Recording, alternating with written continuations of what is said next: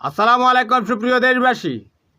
জঙ্গি গণহত্যাকারী বঙ্গকসাই mother of devils mother of ইবলিশ শেখ হাসিনার কফিনে শেষ পেরেক মেরে দিয়েছে BBC world news. July August গণহত্যা নিয়ে তারা 35 মিনিট 43 সেকেন্ডের যে ভিডিওটা দিয়েছে তা ছিল মোটামুটি লোমহর্ষক, যেখানে পুলিশ লীগের সাথে জনতার সরাসরি সংঘর্ষ হয়েছিল।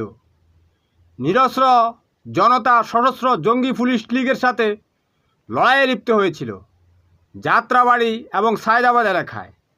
সেখানে শত শত নিরীহ নিরস্ত্র ছাত্র জনতা মারা গিয়েছে, সাথে কয়েকজন 6-7 জন পুলিশও মারা গিয়েছে।